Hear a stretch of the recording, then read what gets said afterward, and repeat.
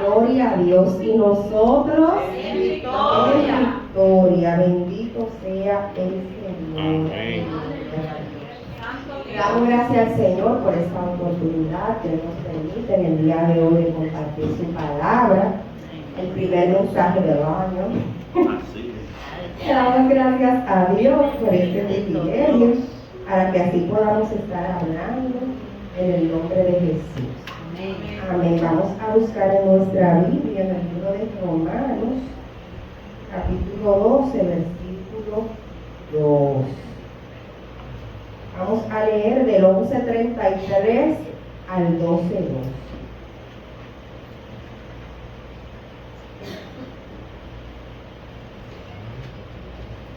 Amén. Vamos a ponernos de pie.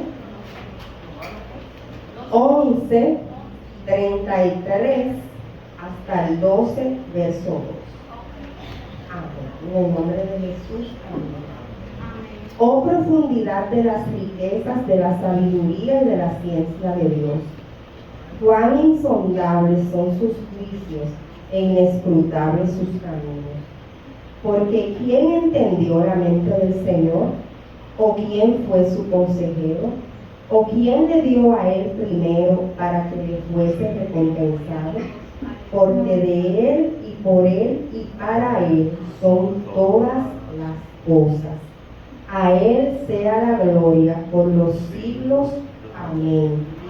Así que, hermanos, les ruego por las misericordias de Dios que presenten sus cuerpos en sacrificio vivo, santo, agradable a Dios, que es su culto racional.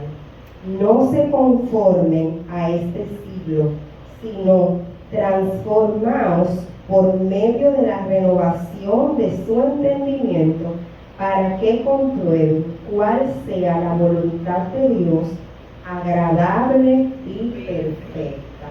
Amén. Gracias, Dios, por esta palabra. Gracias, Señor, porque eres tan maravilloso que no lo podemos comprender. Eres grande, eres santo, eres misericordioso. Te pedimos en esta hora que tu palabra restaure, transforme, renueve, capacite, limpie la mente, el corazón, abra los ojos de nuestro entendimiento para que te veamos, Señor, y al verte seamos transformados en la misma imagen del Señor Jesucristo. Úsame como instrumento, Señor. Quita mi voluntad, mi humanidad, mi carne sea sometida al poder del Espíritu Santo. En el nombre de Jesús, amén. Gloria al Señor. En esta mañana vamos a estar hablando bajo el tema viviendo conforme a su voluntad, bajo el control del Espíritu Santo. Amén. Gloria al Señor. Como leímos en el libro de Romanos, en el capítulo 11:33, algo importante que vimos en el verso 36 dice: porque de él y por él y para él son todas las cosas. Eso es lo primero que nosotros tenemos que tener claro como cristianos, que somos de él, por él y para él. No somos de nosotros, no somos por nosotros, ni somos para nosotros. Y eso está muy ligado a la voluntad de Dios. Como cristiano yo tengo que saber por qué estoy aquí, qué hago aquí, y tengo que entender que hay un plan de Dios y que hay una voluntad de Dios, y que ante el plan y la voluntad de Dios mis planes son totalmente irrelevantes. Mis planes pasan a un segundo plano. Sin embargo, nosotros tendemos a venir al Evangelio o a la iglesia lleno de planes para que Dios bendiga esos planes, llenos de una voluntad, cargados de una voluntad propia para que Dios bendiga esa voluntad. Y creo que todo está bien si lo que yo tenía trazado se dio. Estoy bendecido, prosperado y en victoria. Pero si lo que yo tengo trazado no se yo, entonces estoy en batalla, estoy en guerra, el enemigo se levantó, Dios está durmiendo, Dios no está a mi favor. No es así, hermanos, porque muchas veces eso que yo veo como una victoria, eso que yo veo como una bendición, puede traer una derrota a mi vida, puede separarme totalmente de la voluntad de Dios. A veces estoy orando por algo que no es la voluntad de Dios, y su palabra dice que si pido conforme a su voluntad, Él me oye. Nosotros vemos en la palabra de Dios un solo escrito, desde Génesis hasta Apocalipsis. Dios crea a un hombre conforme a su imagen, conforme a Él, parecido a Él, no solo físicamente, sino espiritualmente, y también en toda su composición. Nosotros somos hechos a imagen y semejanza de Dios. Y vemos que el pecado nos separa de ese Dios. Pero ¿cuál es el plan de Dios? Darnos carro, casa, jipeta, familia, hijo, negocio. No, ese no es el plan de Dios.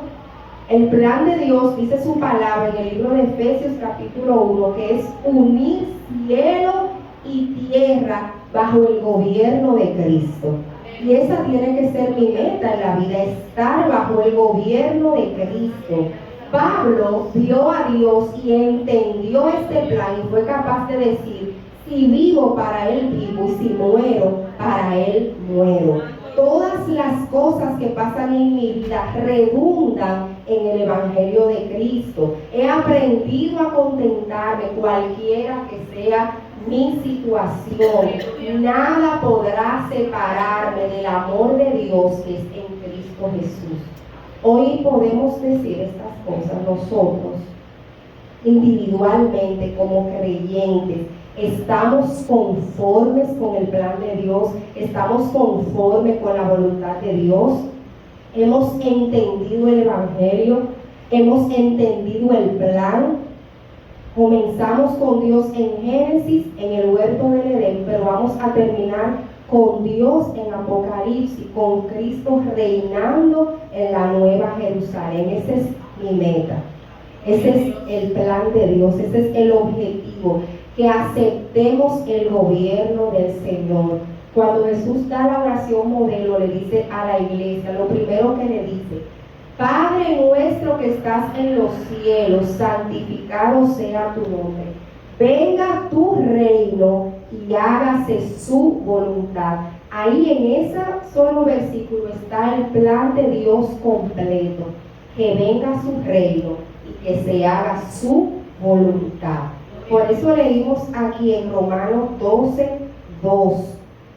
Dice, desde el 1: así que, hermano, les ruego por la misericordia de Dios que presenten sus cuerpos en sacrificio vivo, santo, agradable a Dios, que es su culto racional. ¿Qué es un sacrificio vivo? Yo lo voy a leer de aquí. Vamos a ver varios conceptos en esta mañana, pero voy a leer de aquí para que entendamos la magnitud que implica ser un sacrificio vivo delante del Señor. Dice, significa dedicar completamente tu vida a Dios, no como un ritual de muerte, sino como una ofrenda continua de tu ser, cuerpo, mente, voluntad, talentos, para vivir en adoración, servicio y alineado con su propósito, no conformándose al mundo, sino transformándose por la renovación mental. Juan y Jesús anunciaron lo mismo en los evangelios. Arrepiéntase y conviértanse. Cambien su manera de pensar y de vivir. Eso es lo que Cristo quiere hacer en nosotros. Cambiar nuestra forma de pensar, de actuar, de comportarnos. Y esto no se basa en qué tan bueno yo puedo ser para calificar a la presencia de Dios, porque yo no me puedo hacer buena. Hay gente moralmente muy buena, moralmente no roba, no mata, buenas esposas, buenos esposos, buenos hijos, buenos padres que crían buenos hijos, que forman hombres y mujeres de bien para la sociedad y no conocen a Jesús. O sea que el ser bueno moralmente no me hace conocer, no me hace digno, yo no puedo ser digna, porque leímos que fuimos hechos por Él. Él es el que nos justifica. Si Cristo no nos justifica, por más buenos que intentamos ser, no vamos a ser suficientes, no vamos a ser capaces. Y cuando nosotros podemos entender esto, podemos rendir nuestra vida al Señor, podemos ver que ya la historia está escrita, que nuestra función es entrar en ese plan. Cuando el ángel se le apareció a María y le contó el plan, le dijo, mira, el plan es que el Espíritu Santo vendrá como una sombra y se posará sobre ti, se encarnará nuestro Señor Jesús y nacerá de ti para que vaya por el mundo, predique y se sacrifique, muere en la cruz. ¿Qué dijo María? He aquí tu sierva, haz conmigo como bien te parezca. Esa es la actitud que el Señor quiere de nosotros, una actitud dispuesta, una actitud que no depende de los recursos humanos. Que no hay músico, adore, hermano, porque antes era con la mano y después evolucionamos a la guira, a la tambora, a los panderos, a la batería y así sucesivamente. Pero la adoración depende de una actitud, de una mente, de un corazón que ha sido renovado por la palabra y que ha conocido a Dios. Y cuando yo entiendo que la tierra está llena de su gloria, que el cielo es su trono y que la tierra es el estrado de tus pies, yo vivo maravillado ante la presencia del Señor. Yo vivo rendida ante la presencia del Señor, porque hay un Dios que es más alto que yo, que aunque yo no entienda sus planes, puedo decir, haz tu voluntad. Amén. ¿Qué es la voluntad? La voluntad es la facultad de decidir y ordenar la propia conducta. Es la capacidad de elegir entre diferentes opciones. Y aquí tenemos que detenernos. Hay dos voluntades: la voluntad de Dios y la voluntad humana, mi voluntad. Y ante cada decisión diaria yo tengo que preguntarme, ¿qué quiero Dios y qué quiero yo? Pero yo iría más allá. Yo diría que el Espíritu Santo nos da la capacidad de abolir la segunda pregunta. Porque cuando yo me pregunto qué yo quiero, me estoy dando la opción de fallar. Me estoy dando la opción de elegir cosas que no me convienen. Pero cuando mi única opción es la voluntad de Dios, entonces voy a elegir siempre lo correcto. Y dice aquí que es la facultad de decidir y ordenar la propia conducta. Yo decido cómo voy a ordenar mi conducta, cómo voy a responder. A veces creemos que el control del Espíritu Santo es simplemente decir, Señor, haz lo que quieras conmigo. Pero cuando venga la batalla diaria, la decisión que yo elija como persona es lo que va a decidir si yo estoy bajo el control del Espíritu Santo o yo sí estoy bajo el control mío, bajo mi voluntad. Amén. Entonces, tenemos que preguntarnos cuáles son nuestras opciones. ¿Qué estamos eligiendo diariamente? ¿Estamos eligiendo a Cristo? ¿Estamos eligiendo su camino? Que Pablo dijo que si vivimos por Él, reinaremos con Él, pero que si sufrimos con Él.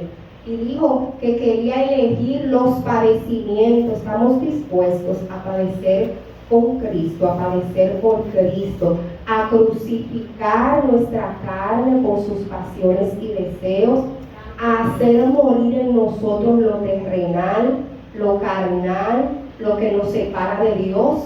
Eso es lo que Dios espera de nosotros. Una actitud reverente, una persona persona calmada. ¿Por qué usted cree que el mundo va tan rápido? Porque la prisa nos quita sobriedad. La prisa nos quita la voluntad de decidir lo correcto. Cuando usted anda rápido y le ponen, usted coge, agarra lo primero ahí. Pero cuando usted lo llama, mira que yo quiero hacer un negocio contigo, que vamos a poner un puesto de empanada para que tú pongas la empanada y yo la venda. Ah, sí, está bien. Cuando viene a ver, usted agarra, compra su harina, su huevo, todo el carrito, todo, y el otro después, si quiere vende, si quiere no vende, si quiere va y si quiere no va. ¿Quién perdió? Usted. Pero cuando usted le dice a esa persona, espérate, lo voy a pensar, te llamo mañana, y usted se sienta y analiza y pone en balanza todo lo que implica eso, entonces usted va a tomar una decisión sabia.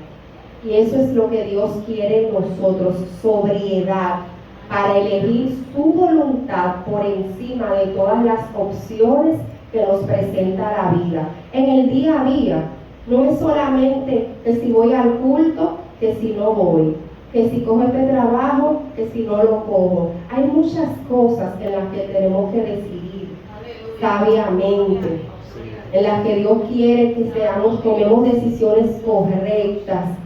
A veces estamos en un desorden integral, tenemos un desorden mental, un desorden emocional, un desorden físico, un desorden económico, porque tomamos malas decisiones, porque compramos lo que no debimos comprar cuando no lo debimos comprar, porque fuimos donde no debimos ir y abrimos una puerta al enemigo, porque vimos lo que no debimos ver, o porque no hicimos lo que teníamos que hacer. Todas esas pequeñas cosas diarias nos hacen mal. El simple hecho de que usted tenía que levantar a las 6 y pospuso la alarma para las 6:15 y le cogió el tapón, ya te perdió porque usted va a llegar tarde. Oiga, qué cosa tan sencilla.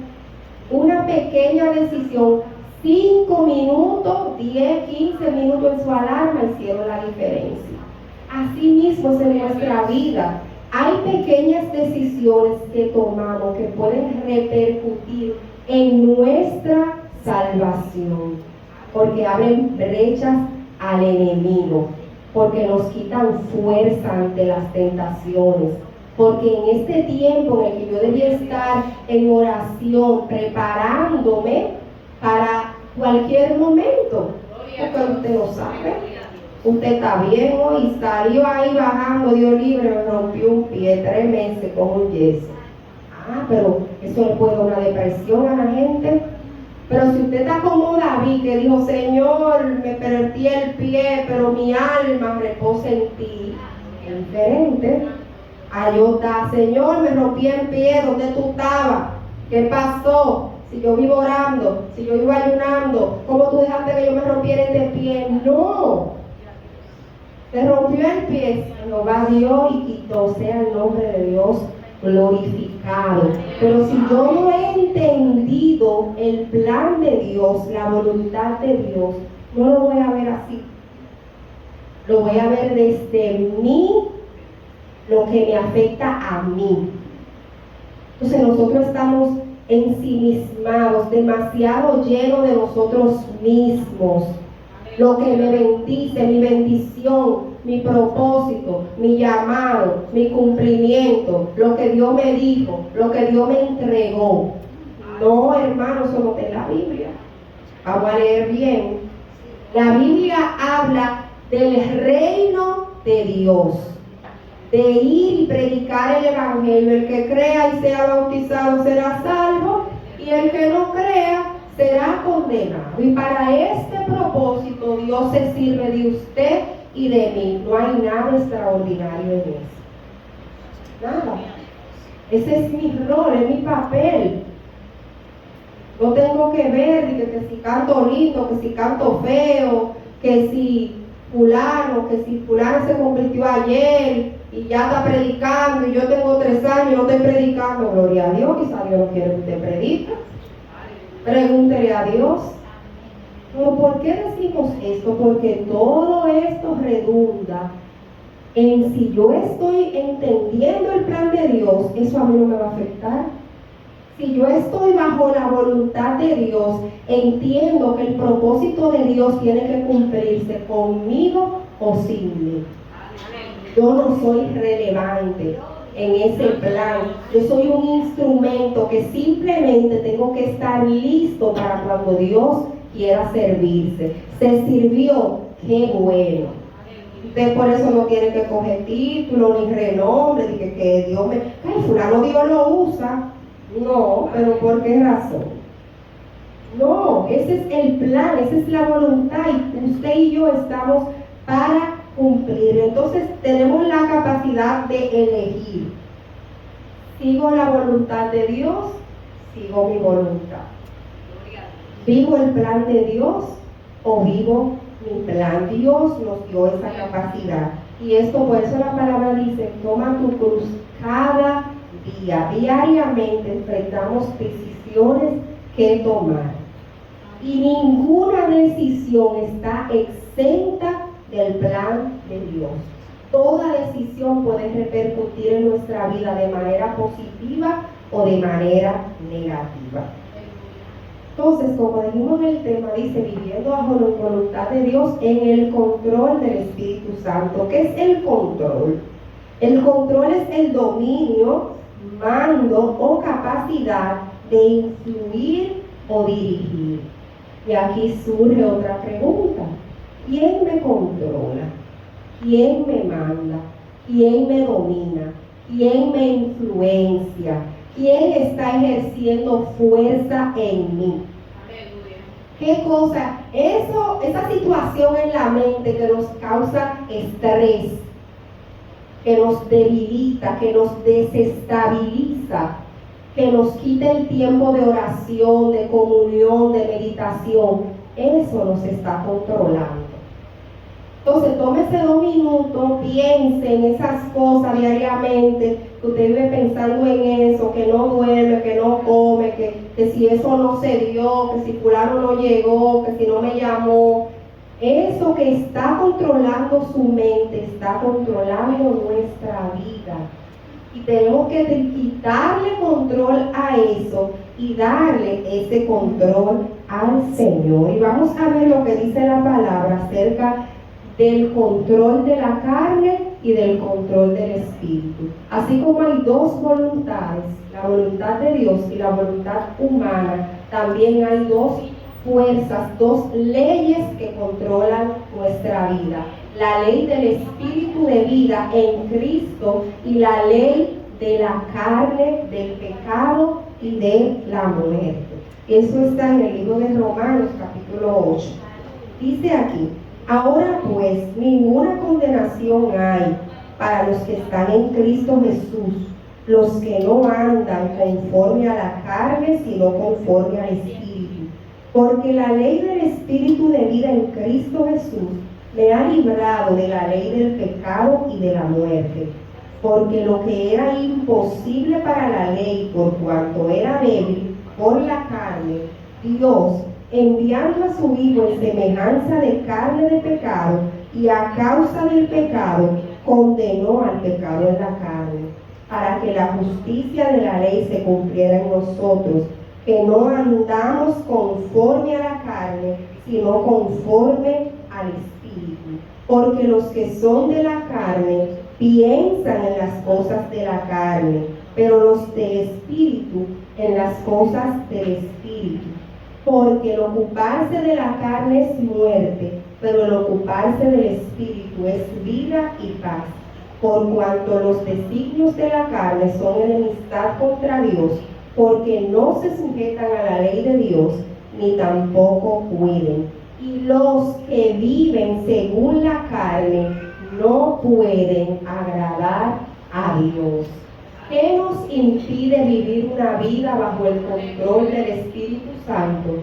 El pecado, la desobediencia, vivir bajo la carne. Y aquí hay algo muy importante, Romanos 8:1, hay varios conceptos. Habla de estar en Cristo. ¿Qué significa estar?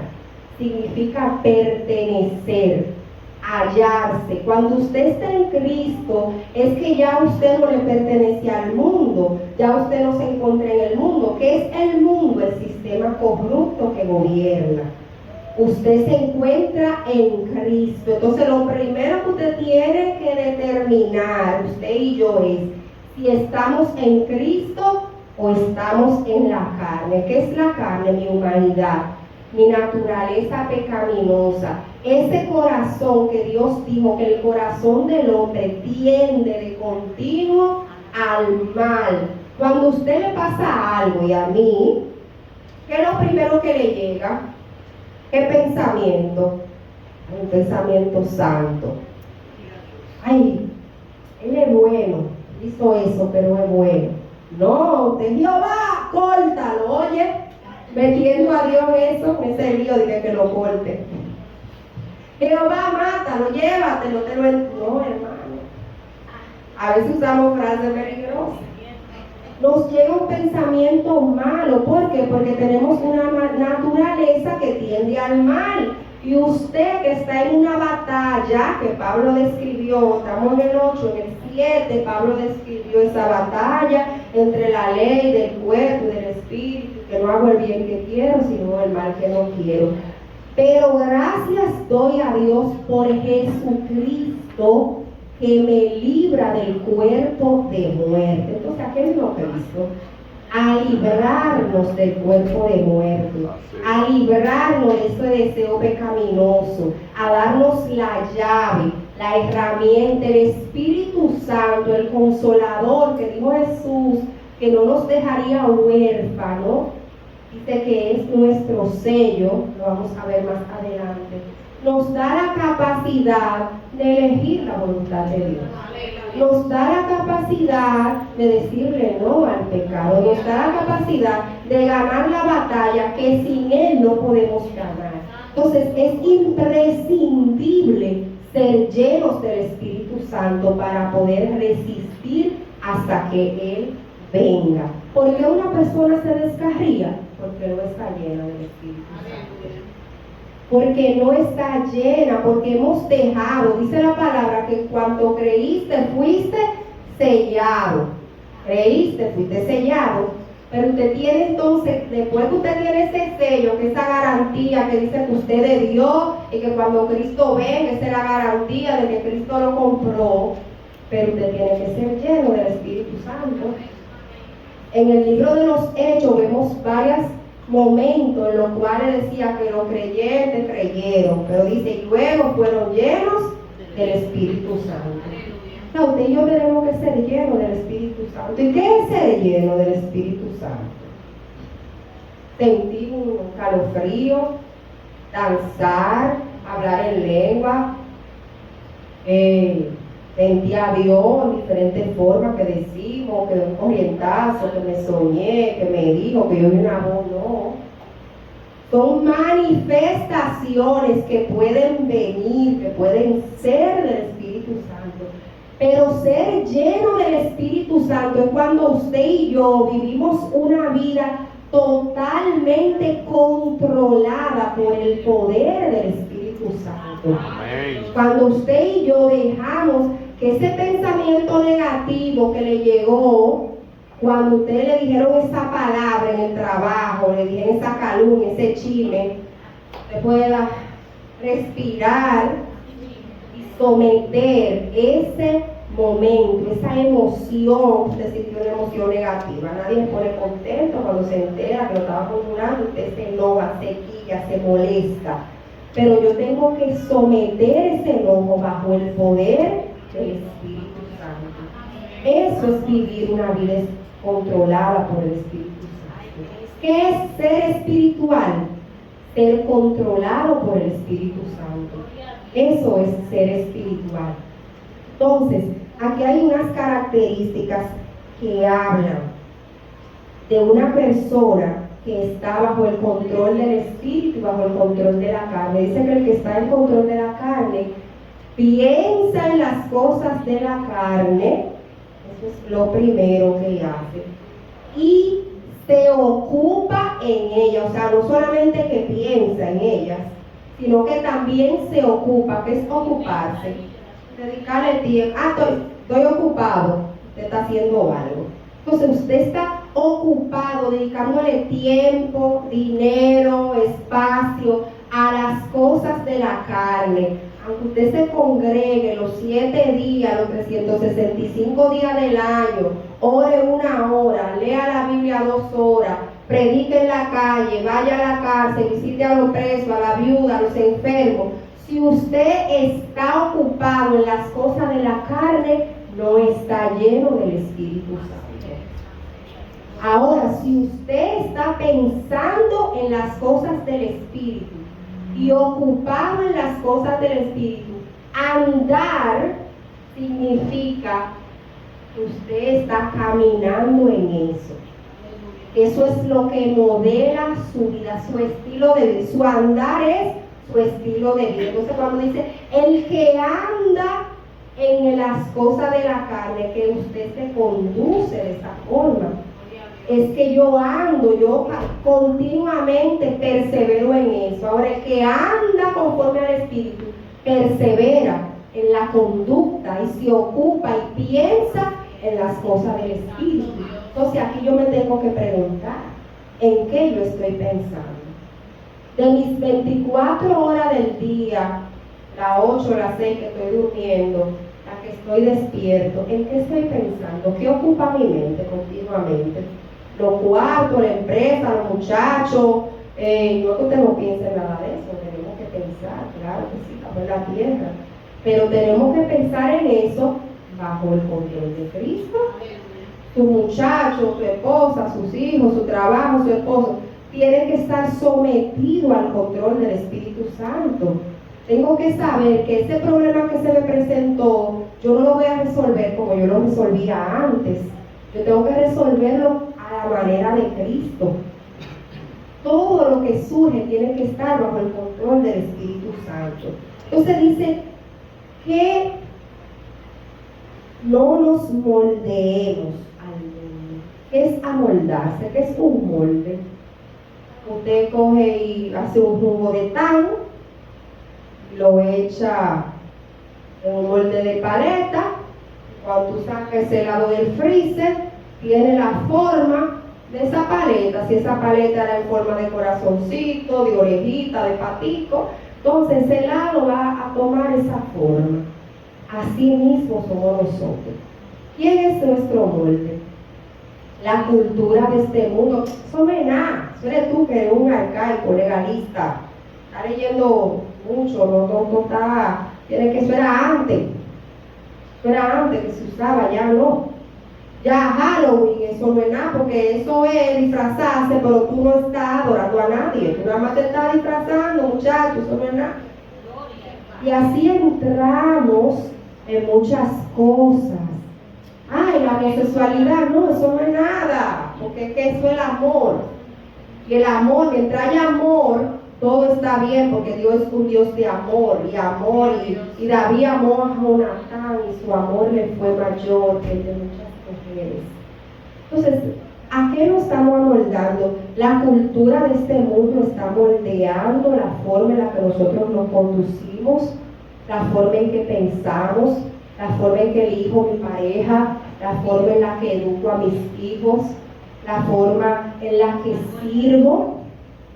Mi servicio habla mucho de mí como persona cristiana. ¿Cómo estoy sirviendo? ¿Con egoísmo, con un trance de que tú me das y yo te doy? ¿O desinteresadamente? ¿Estoy dando con liberalidad o estoy dando con dolor, con tristeza? A cumplir, para que vean, ¿no? Porque los que digan que yo soy buena porque estoy ayudando. Entonces, todas esas cosas deben tener la motivación en el amor de Dios. Cuando mi accionar diario viene derivado de un amor y una devoción sincera hacia Dios, todo va a fluir bien. Pablo, cuando estaba orando por Timoteo, habló de una fe sincera. Nuestra fe debe ser sincera delante de Dios. Nuestra devoción, nuestra rendición debe ser sincera delante de Dios, porque al final Dios nos conoce. Dios sabe quiénes somos. Nos podemos engañar a nosotros mismos, pero Dios sabe lo que está en nuestro corazón. Entonces, yo tengo que traer esos pensamientos y amoldarlo a Cristo. Salir del molde del mundo no es fácil, es difícil, cuesta, porque usted tiene gente atrás, muchacho, pero tú eres malo, tú no puedes hacer nada, y entonces, ¿y cómo que tú vas a vivir? ¿Cómo que tú estás viviendo? Pues tú no puedes ir para aparte, pues tú no puedes ver nada, pues tú no vas a ver nada. Entonces tenemos gente que nos cuestiona, que nos juzga, que nos critica, que nos hace bullying. Tenemos presión social en nuestro trabajo, hasta en nuestra familia. A veces nuestro esposo, nuestros hijos, nuestros padres pueden estar en contra nuestra, pero tenemos que saber qué hemos creído y en quién. Por eso dice la Biblia, el que cree en mí, como dice la Escritura, no es como yo quiera. No es como yo quiero, no es como yo entiendo, no es como a mí me parece, ni como le pareció, que fulana se soñó y vio y le dijeron, no. Es como hablaba el hermano Osvaldo, a nivel de lo escrito. Así es que tiene que ser mi fe. A nivel de la palabra, de lo que está escrito aquí. Entonces, dice aquí, ¿cómo yo puedo saber si estoy bajo el control del Espíritu o bajo el control de la carne? Fácil. Esto está en el libro de 1 Corintios 3:3. Pablo le dijo ahí a la iglesia de Corintio que ellos estaban actuando conforme a la carne. Gloria al Señor. Amén. Dice aquí.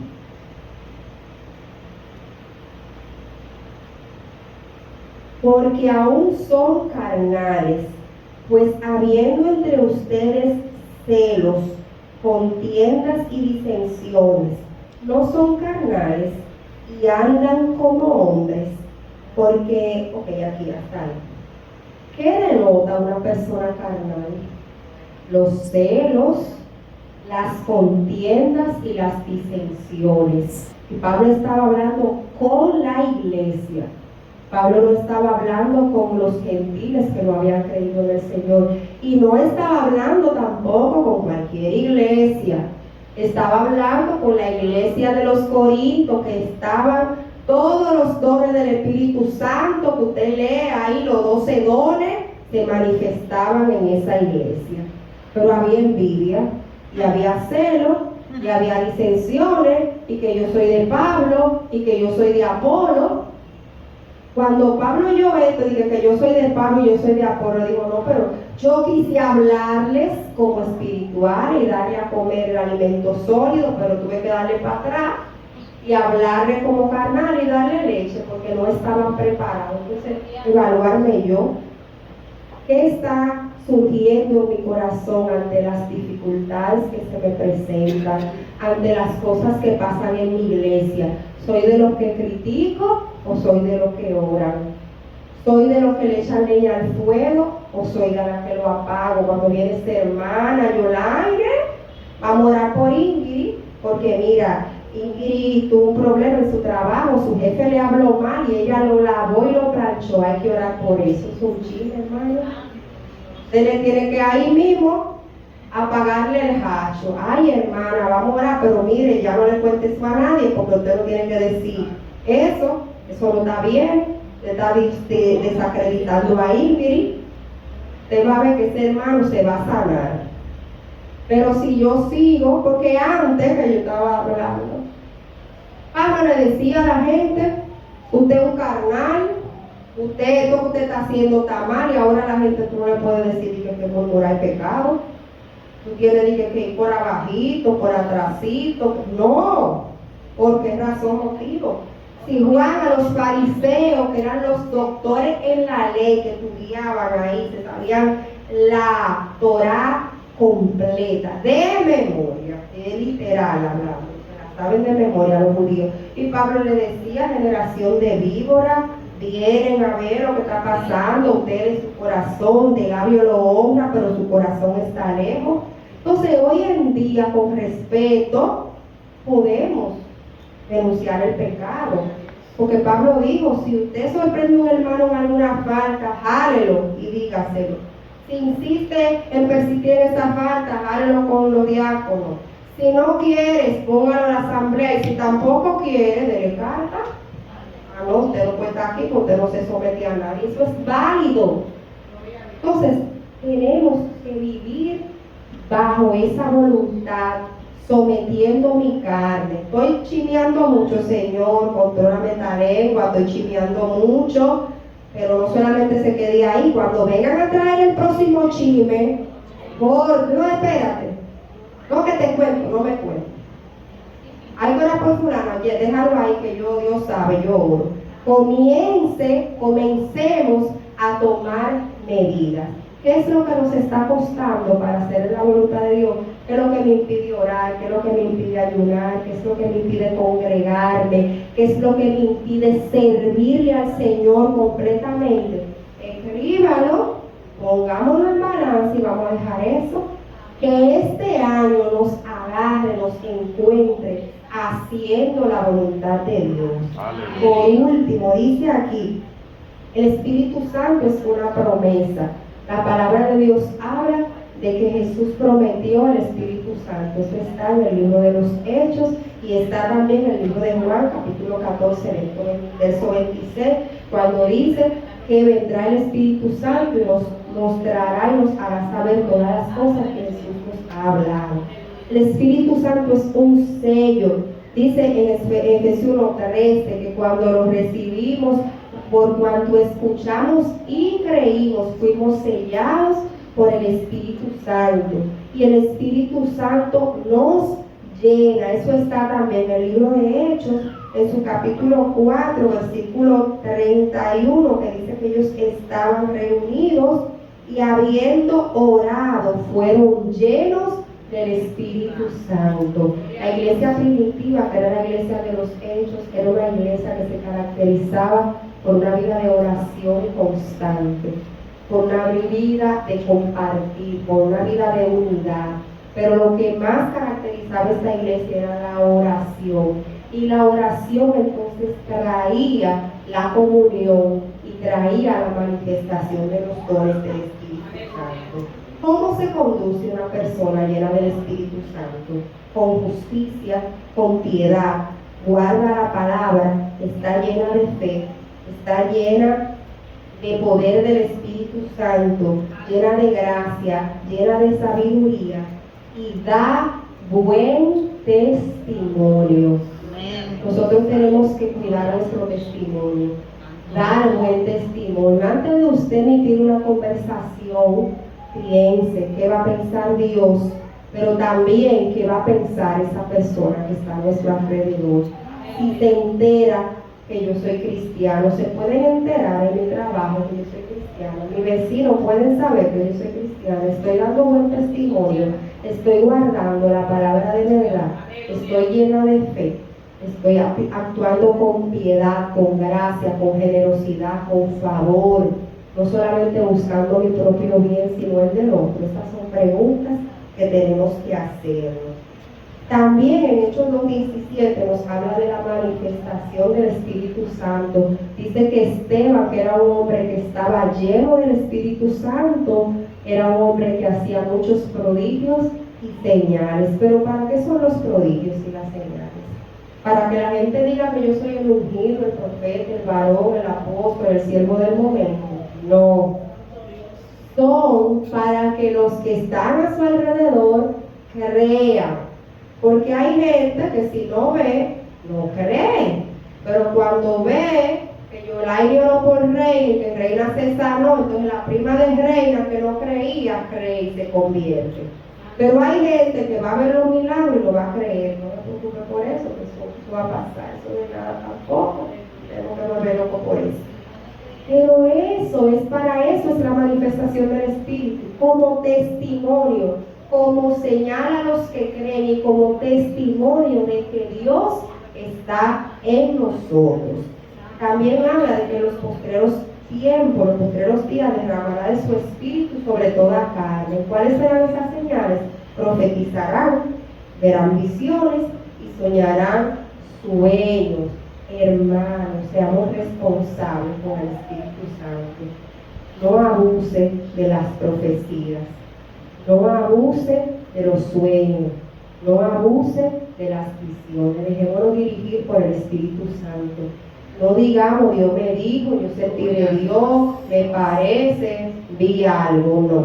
Si usted no está seguro, si usted se acostó con hambre, pregunte bien, ore bien, porque hay muchas personas profetizando engaño, profetizando mentiras, dando señales engañosas. La palabra nos advierte sobre esto, que en los postreros días vendrán hombres intemperantes, amadores de sí mismos, que a muchos engañarán. Procuremos ni ser los engañadores, pero tampoco ser los engañados. Vamos a ponerlo de pie, vamos a orar. Y dice aquí, la llenura del Espíritu Santo transforma cada área de nuestra vida y nos guía a la perfecta y buena voluntad de Dios. Dice la palabra de Dios, no se embriaguen con vino, sino más bien ser llenos del Espíritu Santo. Porque cuando usted se embriaga con vino, usted está bajo el control del alcohol, del vino, y hace locuras. Pero cuando usted está lleno del Espíritu Santo, usted va a estar bajo el control del Espíritu Santo y vamos a hacer la voluntad del Espíritu Santo. Y dice también en 1 Tesalonicenses 5:17, y el Dios de paz les santifique por completo, y todo su ser, espíritu, alma y cuerpo sean guardados irreprensibles para la venida del Espíritu Santo. Amén. Señor, te damos gracias por esta palabra. Padre, oramos por una llenura firme, fiel, completa, de la cabeza hasta los pies. En este nuevo año, Señor, oramos por una vida totalmente llena del Espíritu Santo. Como dijo David, escudriñanos y mira si hay en nosotros camino de perversidad, para que nos apartemos. Enséñanos a andar bajo el control del Espíritu Santo, a poner tu voluntad por encima de la nuestra, a saber escoger el camino de Dios, el camino de la verdad, el camino de la justicia, el camino de la paz, de lo que tú traes, Señor. Entramos en tu perfecta voluntad, nos alineamos. Padre, yo te pido que si hay alguno entre nosotros dormido, que tú los despiertes. Padre, que traigas sobriedad, que lo de afuera no nos altere por dentro, Señor. Que estemos perseverando unánimes en la oración, Dios mío. Que busquemos como piedra preciosa el conocerte más, quién tú eres, Señor amado. Te presentamos, si hay alguno cautivo, libértalo, si hay algún enfermo, sánalo, si hay algún debilitado entre nosotros, fortalécelo, que ninguno de nosotros salgamos igual, y que todos los que estamos aquí nos plantemos delante de ti a tomar decisiones que determinen una vida espiritual fructífera, plantados en la casa de Jehová, en los atrios de nuestro Dios, para dar fruto abundante en tu tiempo, porque somos de ti, por ti y para ti, Señor. En el nombre de Jesús, amén. La persona que continúa.